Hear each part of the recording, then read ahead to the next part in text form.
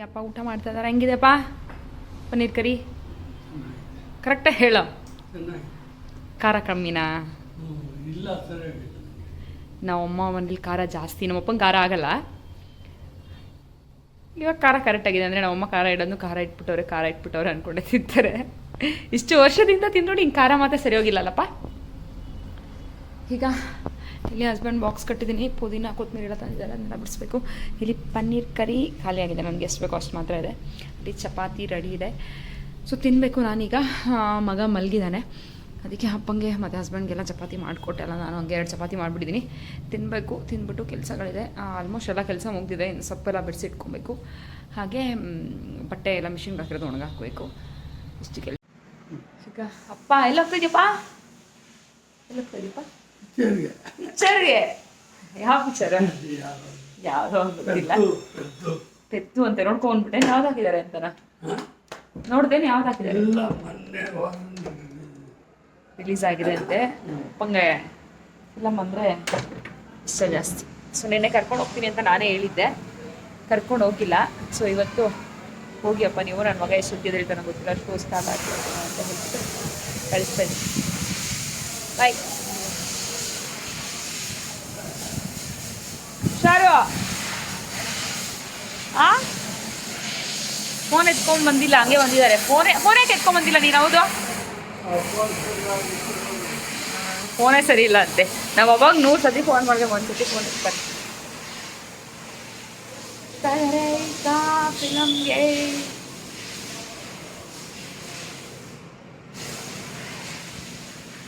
ಸರಿ, ಬಾಯ್. ಆಟೋಲ್ಲಿ ಹೋಗುವ. ಮಗ ಮಲಗಿದ್ದಾನೆ, ಇಲ್ಲ ಅಂದರೆ ಕರ್ಕೊಂಡು ಬರ್ತಿದ್ದೆ. ಮಲಗಿದ್ದಾನೆ. ನಾನು ಕತ್ ನೋಡಿ ಹಿಂಗೆ ಕಾಣಿಸ್ತದೆ, ಖಾಲಿ ಒಂಥರ ಅನಿಸ್ತದೆ ನನಗೆ. ಸೈನ್ ಇಲ್ಲದೆ ಐ ಫೀಲ್ ಸೋ ಬ್ಯಾಡ್. ದೇವ್ರ ಪೂಜೆ ಎಲ್ಲ ಆಗಿದೆ. ಪಾತ್ರೆ ತೊಳಿಬೇಕು. ಪಾತ್ರೆಗಳು ಎಷ್ಟೊಂದಿದೆ. ಅವಾಗಲಿಂದ ವಿಡಿಯೋ ಒಂದು ಎಡಿಟ್ ಮಾಡೋದಿತ್ತು. ವಿಡಿಯೋ ಎಡಿಟ್ ಮಾಡ್ಕೊಂಡು ಇಟ್ಬಿಟ್ಟೆ. ಈಗ ಪಾತ್ರೆಗಳು ತೊಳಿಬೇಕು, ಎಲ್ಲ ಸೊಪ್ಪುಗಳು ಬಿಡಿಸ್ಬೇಕು. ಇಲ್ಲಿ ಒಂದು ರಾಶಿ ಇದೆ ಪಾತ್ರೆ, ಸಬ್ಬು ಬಿಡಿಸ್ಕೊಂಡ್ಬಿಡ್ತೀನಿ. ನನ್ನ ಮಗ ರಾತ್ರಿ ತೊಗೊಂಡು ನನ್ನ ಹಸ್ಬೆಂಡು ಬಿಡ್ಸೋಣ ಅಂತ ಇಟ್ಕೊಂಡೆ, ಬಿಡ್ಸೋಕ್ಕೆ ಬಿಡಲೇ ಇಲ್ಲ ಅವನು. ಸೊ ಅದಕ್ಕೆ ಕೂತ್ಕೊಂಡು ಸಬ್ಬೆಲ್ಲ ಬಿಡಿಸ್ಕೊಂಡ್ಬಿಡ್ತೀನಿ ನೀಟಾಗಿ. ಆಮೇಲೆ ಪಾತ್ರೆ ತೊಳ್ಕೊಬೋದು. ಅವನು ಎತ್ತಿದ್ದಾಗ ಹಿಂಗೆ ಒಂದು ಸ್ವಲ್ಪ ಆಟ ಆಡಿಸ್ಕೊಂಡು ಪಾರಿಸ್ಬೋದು. ಟಿಫನ್ನು ತಿಂತಿಲ್ಲ ಇವತ್ತು ಅವನು. ಏನಾಯಿತು ಗೊತ್ತಿಲ್ಲ. ಮಂಜು 2 ಸತಿ ಹೊರಗಡೆ ಹೋದ್ರು. ಏನೋ ಒಂದು ಸೈಟ್ ಹತ್ರ ಒಂದೇನೋ ಫೋಟೋ ತೆಗೆಸ್ಕೋಬೇಕಂತ 1 ಸತಿ ಹೋದ್ರು. ಮಗನ ಸ್ಕೂಲಿಗೆ ಬಿಡೋಕ್ಕಂತ 1 ಸತಿ ಹೋದ್ರು. 2 ಸತಿ ಅವನು ಬೈಕಲ್ಲಿ ಹೋದ. ನಿದ್ದೆ ಮಾಡಿಬಿಟ್ಟಿದ್ದಾನೆ ಗಾಳಿಗೆ ಹೋಗಿದ ತಕ್ಷಣ. ನಿದ್ದೆ ಮಾಡ್ತಾ ಇದ್ದಾನೆ. ಇದೆಲ್ಲ ಕ್ಲೀನ್ ಮಾಡ್ಕೊಳ್ಳೋಣ. ಮೊಮ್ಮಗನ್ನ ತಾತ ಕರ್ಕೊಂಡು ಹೋಗೋದಲ್ಲ, ತಾತ ಮೊಮ್ಮಗನ್ನ ಕರ್ಕೊಂಡು ಎಲ್ಲಿಗಪ್ಪ? ತಾತ ಬಾ ಬಾ ಬಾ ಬಾ ಬಿಡು, ತಾತನ ಕೈ ಬಿಡೋ, ಎಳಿ ಬಿಡ, ತಾತನ ಕೈಲಿ ಆಗಲ್ಲ. ಈಗ ಅಡುಗೆ ಮಾಡಬೇಕು. ಚಿಕನ್ ಮಾಡೋಣ ಅಂತ ಚಿಕನ್ ತೊಗೊಂಡು ಬಂದಿದ್ದೀನಿ. ಸೊ ಎಲ್ಲ ರೆಡಿ ಮಾಡಿದ್ದೀನಿ. ಚಿಕನ್ ಮಾಡಬೇಕು. ರೆಸಿಪಿ ನಿಮ್ಮ ಜೊತೆ ಶೇರ್ ಮಾಡ್ತೀನಿ. ತುಂಬ ಚೆನ್ನಾಗುತ್ತೆ ಈ ಫ್ರೈ. ತುಂಬ ಸಿಂಪಲ್ ಆಗೂ ಇದೆ, ತುಂಬ ಬೇಗನೂ ಆಗುತ್ತೆ. ನಿಮಗೆ ಅರ್ಜೆಂಟ್ ಇದ್ದರೆ ಕುಕ್ಕರಲ್ಲಿ ಮಾಡಿದ್ರೆ ಇನ್ನೂ ಬೇಗ ಆಗುತ್ತೆ. ಆದಷ್ಟು ಕುಕ್ಕಿಂಗ್ ಎಲ್ಲ ಸ್ಲೋ ಕುಕ್ಕಿಂಗ್ ಆಗುತ್ತೆ, ತುಂಬ ಟೇಸ್ಟಿಯಾಗಿರುತ್ತೆ. ಚಿಕನ್ ಎಲ್ಲ ಹಂಗೆ ಬಿಡಿಸಿದ್ರೆ ಚೆನ್ನಾಗಿರುತ್ತೆ. ಸೊ ಹಂಗೆ ಮಾಡ್ತೀನಿ ನಾನು. ನಿಮ್ಮ ಜೊತೆ ಶೇರ್ ಮಾಡ್ಕೊತೀನಿ. ಇಷ್ಟ ಆಗಿದ್ರೆ ನೀವು ಟ್ರೈ ಮಾಡಿ, ಕಮೆಂಟ್ ಮಾಡಿ ತಿಳಿಸಿ ಹೇಗಾಗಿತ್ತು ಅಂತ. ಇಲ್ಲಿ ಚಿಕನ್ ಗ್ರೇವಿ ರೆಸಿಪಿನ ಶೇರ್ ಮಾಡ್ಕೋತಾ ಇದ್ದೀನಿ. ತುಂಬ ಚೆನ್ನಾಗಿರುತ್ತೆ ಟೇಸ್ಟು. ನೀವು ಇದೇ ಜಾಗಕ್ಕೆ ಮಶ್ರೂಮ್ ಬೇಕಂದ್ರೂ ಹಾಕ್ಬೋದು, ಪನ್ನೀರ್ ಬೇಕಂದ್ರೂ ಹಾಕ್ಕೋಬೋದು, ಸೊ ಚಿಕನ್ ಬೇಕಂದ್ರೂ ಹಾಕ್ಬೋದು, ಆಲೂಗಡ್ಡೆ ಬೇಕಂದ್ರೂ ಹಾಕ್ಕೋಬೋದು. ಸೊ ಹೇಗೆ ಮಾಡೋದು ಅಂತ ತೋರಿಸ್ತೀನಿ ಬನ್ನಿ. ಒಂದು ಪ್ಯಾನ್ಗೆ ಒಂದು 3 ಟೇಬಲ್ ಸ್ಪೂನಷ್ಟು ಎಣ್ಣೆ ಹಾಕ್ಕೊಂಡು ಚಕ್ಕೆ, ಲವಂಗ, ಮೆಣಸು, ಸ್ಟಾರ್ ಫ್ಲವರು ಮತ್ತು ಸೋಂಪು ಇದೆಲ್ಲದನ್ನು ಹಾಕ್ಕೊಂಡು ಚೆನ್ನಾಗಿ ಮಿಕ್ಸ್ ಮಾಡ್ಕೊಳ್ಳಿ. ಸ್ವಲ್ಪ ಫ್ರೈ ಆಗಿದೆ ಅಂದಾಗ ಇದಕ್ಕೆ ಒಂದು ಸ್ವಲ್ಪ ಈರುಳ್ಳಿ, ಒಂದು ಸ್ವಲ್ಪ ಬೆಳ್ಳುಳ್ಳಿನ ಹಾಕ್ಕೊಂಡು ಚೆನ್ನಾಗಿ ಫ್ರೈ ಮಾಡ್ಕೋಬೇಕು. ನಾನು ಸಾಂಬಾರು ಈರುಳ್ಳಿ ಇತ್ತು ಚಿಕ್ಕದು, ಅದು ಹಾಕ್ಕೊಂಡಿದ್ದೆ ಚೆನ್ನಾಗಿರುತ್ತೆ ಅಂತ. ಈರುಳ್ಳಿ ಎಲ್ಲ ಸ್ವಲ್ಪ ಚೆನ್ನಾಗಿ ಫ್ರೈ ಆಗಿದೆ ಅಂದಾಗ ಇದಕ್ಕೆ ಶುಂಠಿ, ಕೊತ್ತಂಬರಿ, ಪುದೀನ ಮತ್ತು ಹಸಿಮೆಣಸಿನ್ಕಾಯಿ, ಟೊಮೆಟೊ ಇಷ್ಟನ್ನು ಹಾಕ್ಕೊಂಡು, ಟೊಮೆಟೊ ಒಂದು 2 ಟೊಮೆಟೊ ಹಾಕ್ಕೊಂಡಿದ್ದೀನಿ ನಾನು. ಟೊಮೆಟೊ ಅದಕ್ಕೆ ಸ್ವಲ್ಪ ಉಪ್ಪನ್ನು ಕೂಡ ಹಾಕ್ಕೊಂಡು ಚೆನ್ನಾಗಿ ಫ್ರೈ ಮಾಡ್ಕೊಳ್ಳಿ. ಟೊಮೆಟೊ ಸ್ವಲ್ಪ ಚೆನ್ನಾಗಿ ಸಾಫ್ಟ್ ಆಗೋ ತನಕ. ಹಾಗೆ ಇದಕ್ಕೆ ಗೋಡಂಬಿ ಒಂದು 4, ಹಾಗೆ ಬಾದಾಮಿ ಒಂದು 4 ಹಾಕ್ಕೊಂಡಿದ್ದೀನಿ. ನನ್ನ ಹತ್ರ ಗೋಡಂಬಿ ಖಾಲಿ ಆಗಿತ್ತು, ಅದಕ್ಕೆ ಬಾದಾಮಿ ಹಾಕ್ಕೊಂಡಿದ್ದೀನಿ. 2 ರಿಂದ 3 ಸ್ಪೂನಷ್ಟು ಧನಿಯಾನ ಹಾಕ್ಕೊಂಡಿದ್ದೀನಿ. ಧನಿಯಾ ಇಲ್ಲ ಅಂದರೆ ಧನಿಯಾ ಪೌಡರ್ನೇ ಹಾಕ್ಕೋಬೋದು. ಧನಿಯಾ ಇದ್ದರೆ ಧನಿಯಾನೇ ಹಾಕೊಳ್ಳಿ, ಚೆನ್ನಾಗಿರುತ್ತೆ. ಹಾಗೆ ಒಂದು ಸ್ವಲ್ಪ ಕಾಯಿ ತುರಿ, ಒಂದು 4 ಟೇಬಲ್ ಸ್ಪೂನಷ್ಟು ಕಾಯಿ ತುರಿನ ಕೂಡ ಹಾಕ್ಕೊಂಡಿದ್ದೀನಿ. ಸೊ ಅಷ್ಟನ್ನು ಹಾಕ್ಕೊಂಡು ಚೆನ್ನಾಗಿ ಫ್ರೈ ಮಾಡ್ಕೋಬೇಕು. ಫ್ರೈ ಮಾಡಿಕೊಂಡು ಅದನ್ನು ಮಿಕ್ಸಿಗೆ ಹಾಕ್ಕೊಳ್ಳೋಣ, ಸೈಡ್ಗೆ ಇಟ್ಬಿಡಿ, ಅದು ಹಾರಲಿ. ಅಷ್ಟರಲ್ಲಿ ಅದೇ ಪ್ಯಾನ್ಗೆ ಒಂದು ಸ್ವಲ್ಪ ಎಣ್ಣೆ ಹಾಕ್ಕೊಂಡು ಚಿಕನ್ನ ಕೂಡ ಆ್ಯಡ್ ಮಾಡ್ಕೊತಾ ಇದ್ದೀನಿ. ಚೆನ್ನಾಗಿ ತೊಳೆದಿರೋವಂಥ ಚಿಕನ್ನ ಹಾಕ್ಕೊಂಡು ಮಿಕ್ಸ್ ಮಾಡ್ಕೊಳ್ಳ.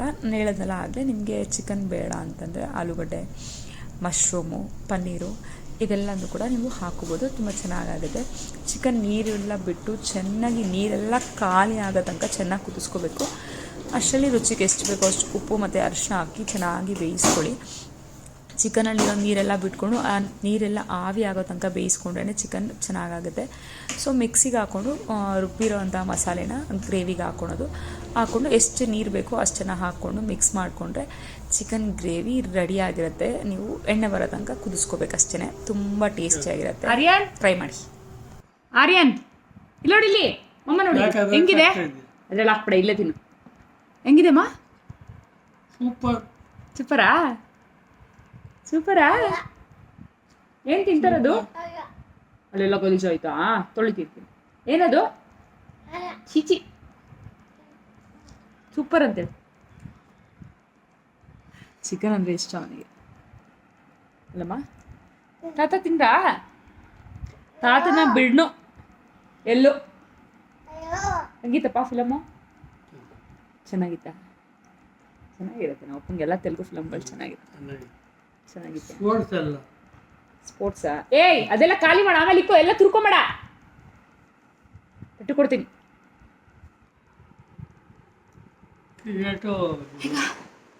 ಮುದ್ದೆ ಮಾಡ್ತಾ ಇದ್ದೀನಿ. ಮುದ್ದೆ ಮಾಡಿ ನಾವು ಊಟ ಮಾಡೋದು. ಇಲ್ಲಿ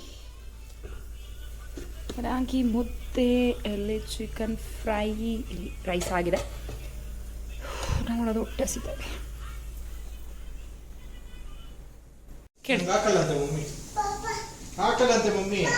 ಏನು ಏನು ಬೇಕು? ಹಳೆಯ ವಿಡಿಯೋಗಳಿಗೆ ತುಂಬ ಕಮೆಂಟ್ ರಿಪೀಟೆಡ್ ಆಗಿ ಬರ್ತಾ ಇದೆ, ಒಂದಷ್ಟು ಕ್ವಶನ್ಸ್ ಇದೆ. ಸೊ ಅದ್ರ ಬಗ್ಗೆ ಯಾಕೆ ನಾನು ಹೇಳಬಾರ್ದು ಎಲ್ಲ ಬ್ಲಾಗಲ್ಲೂ ಸುಲಭ ಹೇಳಿದ್ರೆ, ಈ ಪ್ರೆಗ್ನೆನ್ಸಿ ಅನ್ನೋದು ಹೆಂಗೆ ಅಂದರೆ ತುಂಬ ಜನಕ್ಕೆ ಹೆಲ್ಪ್ ಆಗುತ್ತೆ. ತುಂಬ ಅಂದರೆ ತುಂಬ ಜನಕ್ಕೆ ಹೆಲ್ಪ್ ಆಗುತ್ತೆ. ಅದ್ರ ರಿಲೇಟೆಡ್ ಆಗಿ ತುಂಬ ಕಮೆಂಟ್ಗಳು ತುಂಬ ರಿಪೀಟೆಡ್ ಆಗಿ ಬರ್ತದೆ. ಅಲ್ಲಿಂದ ಅಲ್ಲಿಗೆ ರಿಪ್ಲೈ ಮಾಡೋದು ಕೂಡ ತುಂಬ ಕಮೆಂಟ್ಸ್ ಬರ್ತದೆ. ಸೊ ನನಗನ್ಸಿದ್ದು ಇದನ್ನು ನಾನು ಶೇರ್ ಮಾಡಿಕೊಂಡ್ರೆ ಎಲ್ಲ ಬ್ಲಾಗ್ಗಳಲ್ಲೂ ತುಂಬ ಯೂಸ್ಫುಲ್ ಆಗುತ್ತೆ. ತುಂಬ ಜನ ಪ್ರೆಗ್ನೆನ್ಸ್ಗಳನ್ನ ನೋಡ್ತಾ ಇರ್ತಾರೆ. ಸೊ ಅಂತ ಅಂದ್ಕೊಂಡಿದ್ದೀನಿ. ಬನ್ನಿ ಆ್ಯಕ್ಚುಲಾಗಿ ಇವತ್ತೇ ಹೇಳೋಣ ಅಂತ ಅಂದ್ಕೊಂಡಿದ್ದಾರೆ. 30+ ಆದಮೇಲೆ ಪ್ರೆಗ್ನೆನ್ಸಿ ಓಕೆನಾ ಅಥವಾ ತುಂಬ ಕಷ್ಟ ಆಗುತ್ತಾ ಅನ್ನೋದಕ್ಕಿಂತಲೂ ಓಕೆನಾ ಅಂದರೆ, ಒಬ್ರು ಪಾಪ ಕಮೆಂಟ್ ಮಾಡಿದರು 30+ ಆದಮೇಲೆ ಮಕ್ಕಳಾದರೆ ಅದು ವೀಕ್ ಆಗಿರ್ತಾರೆ ಮಕ್ಕಳು ಅಂತ ಹೇಳ್ತಾರೆ, ಕರೆಕ್ಟಾ ಅಂತ ಕೇಳಿದ್ದೀರಾ? ಸೊ ನನಗೂ ಕೂಡ ಈ ಡೌಟ್ ಇತ್ತು, ಏಕೆಂದರೆ ನಾನು ಕೂಡ ಕೇಳಿದ್ದೆ ಅದನ್ನು. ಸೊ ಅದಕ್ಕೆ ನಾನು ಇದನ್ನು ಡಾಕ್ಟರ್ ಹತ್ರನೇ ಕೇಳಿ ತಿಳ್ಕೊಂಡು ಆಮೇಲೆ ಪ್ರೆಗ್ನೆನ್ಸಿ ಪ್ಲ್ಯಾನ್ ಮಾಡಿದ್ದು. ನಾನು ಸೆಕೆಂಡ್ ಬೇಬಿ ಪ್ರೆಗ್ನೆನ್ಸಿ ಆದಾಗ 30+ ಇದ್ದೆ. ಸೊ ನಾನು ಡಾಕ್ಟರ್ ಹತ್ರ ಹೋಗಿ, ಅದರಲ್ಲೂ ನನ್ನ ಮಗಂದು ನನ್ನ ಫಸ್ಟ್ ಮಗನಿಗೆ ಇವನಿಗೆ 10 ಇಯರ್ಸ್ ಗ್ಯಾಪ್ ಇದ್ರಿಂದ ನಾನು ಡಾಕ್ಟರ್ ಹತ್ರ ಹೋಗಿ ಕೇಳಿದೆ ಫಸ್ಟು, ಇಷ್ಟು ಗ್ಯಾಪ್ ಇದೆ, ಓಕೆನಾ ಪ್ರೆಗ್ನೆನ್ಸಿ ಆಗ್ಬೋದಾ, ಅಂದರೆ ಮಗುಗೆ ಟ್ರೈ ಮಾಡ್ಬೋದಾ, ಏನೂ ಪ್ರಾಬ್ಲಮ್ ಆಗಲ್ವಾ, ನಾನು 30+ ಇದ್ದೀನಿ ಅಂತೆಲ್ಲ ಕೂಡ ಕೇಳಿದ್ದೆ. ಡಾಕ್ಟ್ರ್ ಎಲ್ಲದಕ್ಕೂ ಓಕೆ ಅಂದರು. ಬಟ್ ನನಗೆ ಪೊಟ್ಯಾಷಿಯಮ್ ಡಿಫಿಷಿಯನ್ಸಿ ಇತ್ತು. ಸೊ ಅದ್ರ ಬಗ್ಗೆನೂ ಕೇಳಿದೆ. ಡಾಕ್ಟ್ರು ಓಕೆ, ಬಟ್ ಅದನ್ನ ಕ್ಲಿಯರ್ ಮಾಡ್ಕೊಂಬಿಟ್ಟು ಆಮೇಲೆ ಟ್ರೈ ಮಾಡೋದು ಓಕೆ ಅಂತ ಅನಿಸುತ್ತೆ ನನಗೆ ಅಂತ ಹೇಳಿದ್ರು. ಸೊ ಅದಕ್ಕೋಸ್ಕರ ನಾನು ಟೈಮ್ ತೊಗೊಂಡು ಅದನ್ನು ಕ್ಲಿಯರ್ ಮಾಡಿಕೊಂಡು ಆಮೇಲೆ ಮಗು ಮಾಡ್ಕೊಂಡಿದ್ದು. ಸೊ ರೀಸನ್ ಇಷ್ಟೇ, ನಮ್ಮನ್ನು ನಂಬಿ ಒಂದು ಮಗು ಬರ್ತಾ ಇದೆ ಅಂತಂದಾಗ ಸೊ ನಾವು ಏನೆಲ್ಲ ಮುನ್ನೆಚ್ಚರಿಕೆಗಳು ತೊಗೊಬೇಕು ಅದನ್ನು ನಾವು ಫಸ್ಟೇ ತೊಗೊಬೇಕಾಗುತ್ತೆ. ಇವಾಗ ನನಗೂ ಒಂದಷ್ಟು ಜನ ಕೇಳಿದ್ದೀನಿ 30+ ಆದಮೇಲೆ ಮಕ್ಕಳಾದರೆ ವೀಕ್ ಆಗಿರ್ತಾರೆ ಅಂತೆಲ್ಲ ಹೇಳ್ತಾರೆ. ಸೊ ಆ ಮಕ್ಕಳು ವೀಕ್ ಆದಾಗ ಅದು ಸಫರ್ ಆಗುತ್ತೆ, ನಾವು ಸಫರ್ ಆಗ್ತೀವಿ. ಸೊ ಅದಕ್ಕೆ ಮುಂಚೆ ಡಾಕ್ಟರ್ನ ಒಂದ್ಸತಿ ಕೇಳಿಕೊಂಡು ನಮ್ಮ ಹೆಲ್ತ್ ಹೆಂಗಿದೆ ಅನ್ನೋದನ್ನ ಫಸ್ಟ್ ನೋಡಿಕೊಂಡು ಆಮೇಲೆ ಮಗು ಪ್ಲ್ಯಾನ್ ಮಾಡೋದು ಬೆಸ್ಟ್ ಅಲ್ವಾ? ಸೊ ಅದನ್ನು ಯೋಚನೆ ಮಾಡಿ ನಾನು ಕೇಳಿದ್ದೆ. ಅದಾದಮೇಲೆ ನನ್ನ ಪೊಟ್ಯಾಷಿಯಮ್ ಇದ್ರ ಬಗ್ಗೆನೂ ಅಷ್ಟೇ, ಯಾರಿಗಾದ್ರೂ ಪೊಟ್ಯಾಷಿಯಮ್ ಡಿಫಿಷಿಯನ್ಸಿ ಅಂದರೆ ನನಗೆ ಪೊಟ್ಯಾಷಿಯಮ್ ಕಡಿಮೆ ಆಗಿಬಿಡ್ತಾಯಿತ್ತು.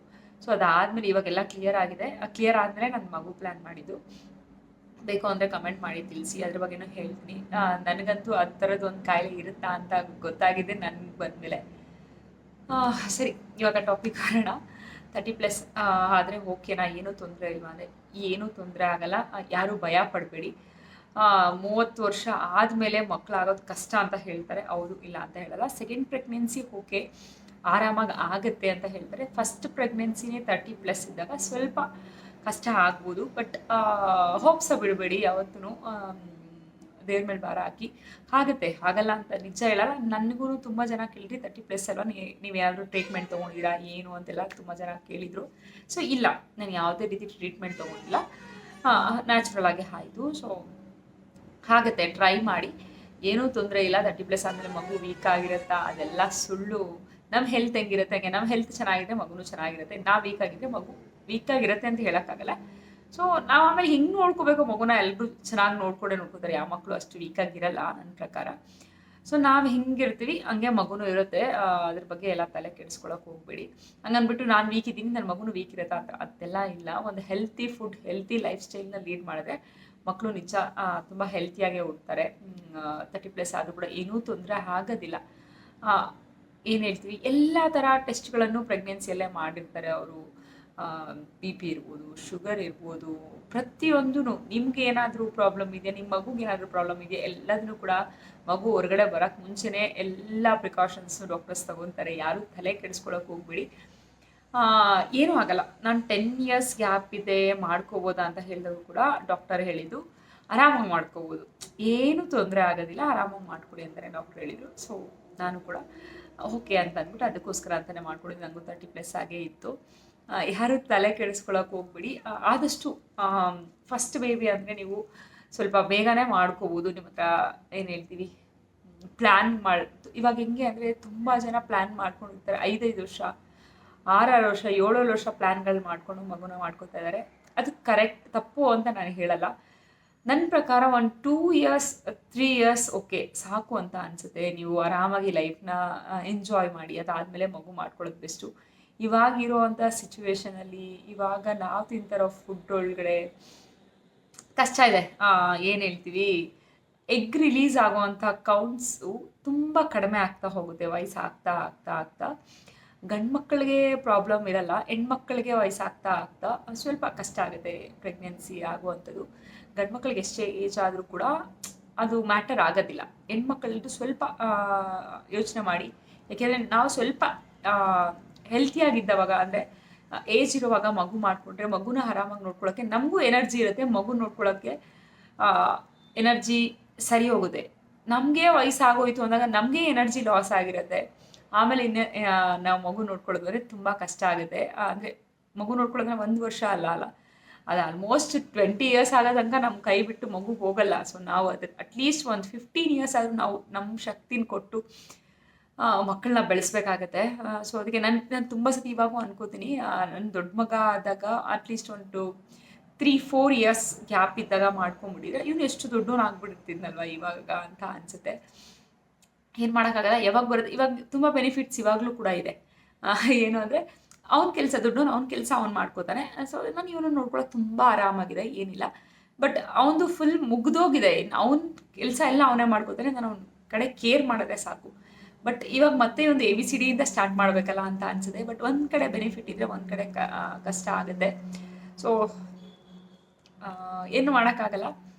ನನ್ನ ಪ್ರಕಾರ 30+ ಆದರೂ ಕೂಡ ತೊಂದರೆ ಇಲ್ಲ. 35ವರೆಗೂ ಆರಾಮಾಗಿ ಆಗುತ್ತೆ.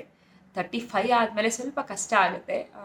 ಯೋಚನೆ ಮಾಡಿ, ನೀವು ಏನೇ 30+ ಆದಮೇಲೆ ನೀವು ಬೇಬಿ ಪ್ಲ್ಯಾನ್ ಮಾಡ್ತಾ ಇದ್ದೀರಾ ಅಂತಂದರೆ ಡಾಕ್ಟರ್ ಹತ್ರ ಹೋಗಿ ಫಸ್ಟ್ ಕನ್ಸಲ್ಟ್ ಮಾಡಿ ನಿಮ್ಮ ಹೆಲ್ತ್ ಎಲ್ಲ ಕರೆಕ್ಟಾಗಿದೆಯಾ ಅಂತ ಚೆಕ್ ಮಾಡ್ಕೊಳ್ಳಿ. ನೀವು ಹೆಲ್ತಿಯಾಗಿದ್ದೀರಾ ಅಂತಂದರೆ ಮಗು ಪ್ಲ್ಯಾನ್ ಮಾಡಿ. ನಿಮ್ಮ ಹೆಲ್ತೇ ಚೆನ್ನಾಗಿಲ್ಲ ಅಂದರೆ ಮಗು ಪ್ಲ್ಯಾನ್ ಮಾಡಿದ್ರೆ ಮಗುನ ಹೆಂಗೆ ನೀವು ನೋಡ್ಕೋತೀರಾ? ಅಥವಾ ಆ ಮಗುಗೆ ಏನಾದರೂ ಪ್ರಾಬ್ಲಮ್ ಆದರೆ ಎರಡನ್ನೂ ನೀವೇ ಸಫರ್ ಮಾಡಬೇಕಲ್ವ. ಸೊ ನೀಟಾಗಿ ಪ್ಲ್ಯಾನ್ ಮಾಡಿ. ತುಂಬ ಜನ ಇವಾಗ ಇನ್ನೂ ತಾನೇ ಮದುವೆ ಆಗಿರ್ತಾರೆ, 1 ವರ್ಷ 2 ವರ್ಷ ಆಗಿರುತ್ತೆ, ಅವಾಗೇ ಮಗು ಆಗಿಲ್ಲ ಅಂತ ಯೋಚನೆ ಮಾಡ್ತಾ ಇರ್ತೀರಾ. ಅದೆಲ್ಲ ಯಾಕೆ ಯೋಚನೆ ಮಾಡ್ತೀರಾ? ನನ್ನ ಕಮೆಂಟ್ಸ್ ಬಂದಿದೆ, ನನ್ನ ಮದುವೆ ಆಗಿ 1 ವರ್ಷ ಆಯಿತು ಅಕ್ಕ, 2 ವರ್ಷ ಆಯಿತು ಅಕ್ಕ, ಇನ್ನೂ ಮಗು ಆಗಿಲ್ಲ, ನಾನು ಪ್ರೆಗ್ನೆಂಟ್ ಆಗಿಲ್ಲ, ಇನ್ನೂ ಏನಾಗುತ್ತೆ 2 ವರ್ಷಕ್ಕೆ ಏನೂ ಮ್ಯಾಟರ್ ಆಗಲ್ಲ. ನಾವು ಇವಾಗ 2 ವರ್ಷ ನಾವೇ ಪ್ಲ್ಯಾನ್ ಮಾಡಿದ್ವಿ, ಬೇಡ ಆಮೇಲೆ ಮಾಡ್ಕೊಳ್ಳೋಣ ಅಂತ. ಸೊ ಹಂಗೆ ಅಂದ್ಕೊಳ್ಳಿ, ಮಗು ಆಗುತ್ತೆ, ಆರಾಮಾಗುತ್ತೆ. ಮಕ್ಕಳಾಗಿಲ್ಲ ಅಂದರೆ ಟ್ರೀಟ್ಮೆಂಟ್ಗಳಿದೆ ಇವಾಗ. ಯಾವುದು ತಲೆ ಕೆಡಿಸ್ಕೊಳಕ್ಕೆ ಹೋಗ್ಬಿಡಿ, ಹಿಂಗಾಗೋಯ್ತು ಅಂತ ನಾವು ತಲೆ ಕೆಡಿಸ್ಕೊಳ್ಳೋದ್ರಿಂದ ಇನ್ನೂ ನಮಗೆ ಸ್ಟ್ರೆಸ್ ಜಾಸ್ತಿ ಆಗಿ ಅಲ್ಲಿ ಮತ್ತೆ ಏನೋ ಪ್ರಾಬ್ಲಮ್ ಆಗುತ್ತೆ. ಹ್ಯಾಪಿ ಆಗಿರಿ, ಪಾಸಿಟಿವ್ ಆಗಿರಿ, ಎಲ್ಲ ಕರೆಕ್ಟಾಗಿ ಆಗುತ್ತೆ. ನನ್ನ ಪ್ರಕಾರ ನಾನ್ ಡಾಕ್ಟರ್ನ ಕೇಳಿದ್ರ ಪ್ರಕಾರ ಏನೂ ತೊಂದರೆ ಇಲ್ಲ, ಆರಾಮಾಗುತ್ತೆ. ಸೊ ಚೆನ್ನಾಗಿ ತಿನ್ಕೊಂಡು ಹೆಲ್ತಿಯಾಗಿರಿ, ಒಳ್ಳೆ ಊಟ ತಿನ್ನಿ, ಮಗು ಹೆಲ್ತಿಯಾಗಿ ಹುಟ್ಟುತ್ತೆ. ಸರಿನಾ? ಇದನ್ನ ಹೇಳೋಣ ಅಂತ ಅನ್ಕೊಂಡೆ. ಇನ್ನೊಂದಷ್ಟು ಜನ ಕಾಮೆಂಟು, ಗಂಡ್ಮಕ್ಳು ಸ್ಕ್ಯಾನಿಂಗ್ ರಿಪೋರ್ಟ್ಸ್ನ ತೋರಿಸಿ ಏನು ಸಿಂಪ್ಟಮ್ಸ್ ಇರುತ್ತೆ ಅಂತ ಹೇಳಿ ಅದು ಇದು ಅಂತೆಲ್ಲ ಮಾಡಿದ್ರೆ, ಸೊ ನೋಡೋಣ, ಆದಷ್ಟು ಟ್ರೈ ಮಾಡ್ತಾ ಹೋಗ್ತೀನಿ. ಮತ್ತು ನಂದು ಕರಳು ಸುತ್ಕೊಂಡಿದ್ದು ಅದ್ರ ಬಗ್ಗೆನೂ ತುಂಬ ಕಮೆಂಟ್ಸ್ ಬರ್ತಾಯಿದೆ ಇತ್ತೀಚೆಗೆ. ಅದಕ್ಕೆ ತುಂಬ ಚೆನ್ನಾಗಿ ರೆಸ್ಪಾನ್ಸ್ ಸಿಗ್ತದೆ ಆ ವಿಡಿಯೋಗೂ. ಸೊ ಎಲ್ಲದ್ರ ಬಗ್ಗೆ ಹೇಳ್ತೀನಿ, ಎಲ್ಲ ಒಂದೇ ವಿಡಿಯೋಲಿ ಹೇಳ್ಬಿಟ್ರೆ ಅಷ್ಟು ಚೆನ್ನಾಗಿ ಅನಿಸಲ್ಲ. ಸೊ ಅದಕ್ಕೆ ಈ ವಿಡಿಯೋ ಹೆಲ್ಪ್ ಆಗಿದೆ ಅಂತ ಅನ್ಕೋತೀನಿ ನಿಮಗೆ. ಪ್ಲೀಸ್ ಹೆಲ್ಪ್ ಆಗಿದೆ ಲೈಕ್, ಶೇರ್, ಕಮೆಂಟ್ ಅಂತ ಹೇಳ್ತಾ ನೆಕ್ಸ್ಟ್ ವಿಡಿಯೋ ಸಿಗ್ತೀನಿ. ಅಲ್ಲಿವರೆಗೂ ಧನ್ಯವಾದಗಳು. ಬಾಯ್ ಬಾಯ್.